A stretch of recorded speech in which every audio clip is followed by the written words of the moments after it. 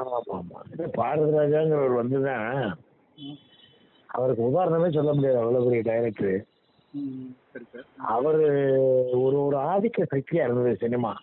இவங்க தான் சினிமா எடுக்க முடியும், இவங்க தான் நடிக்க முடியும் அப்படிங்கிற ஒரு பெரிய கூண்டுகளை சினிமா அடைஞ்சு இருந்தது பெரிய ஆளுகள்லாம். சரி சார். அதை தவிர உள்ளே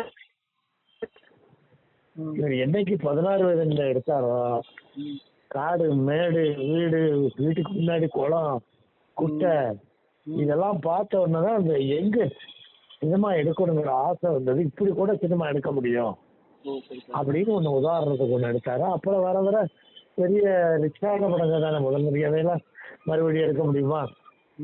முதல் மரியாதை, அலைகள் ஓவியவில்லை, இதெல்லாம் பிரம்மாண்டமான புதுநெல்லு புதுநாத்து, கைதியின் டைல், அவர் எடுத்த படங்கள் எல்லாமே சூப்பர் ஹிட்டு.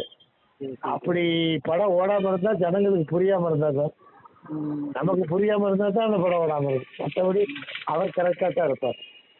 அவருக்கு வந்து இப்படிப்பட்ட ஒரு சோகம் ஒரு சின்ன வயசுல ஒரு மனோஜ், அவருக்கு இப்படி வேதனையா இருக்கு. என்னதான் எனக்கு ரொம்ப கஷ்டமா தான் இருக்கு. மனோஜோட நான் ஈர நிலம்னு ஒரு படத்தை படித்தேன். ரொம்ப கவலையா இருக்கு. பாரதி ராஜாவுக்கு அவர் உயிரோட இருக்கும் போதே ஒரு யங் மேனை இழந்தது. ஒரே பையன். அவர் ரொம்ப அவருக்கு பாரதி ராஜாவுக்கு கடவுள் தான் ஆறுதல் சொல்லணும். இப்படிப்பட்ட ஒரு அருமையான டைரக்டருக்கு இப்படிப்பட்ட சோகம் உலகமே வியக்கிற அளவுக்கு ஒரு பெரிய டைரக்டர். அவர் ஏற்படுத்தக்கூடாது சார். இந்த பையன் இறந்ததுக்கு அவங்களோட ரசிகர்களுக்கு நீங்க என்ன சொல்ல விரும்புறீங்க சார்? என்ன சார்? அவங்க ரசிகர்களுக்கு நீங்க அவங்கள இழந்த ரசிகர்களுக்கெல்லாம் நீங்க ரசிகர்ல ரொம்ப ஆறுதலா இருக்கணும்.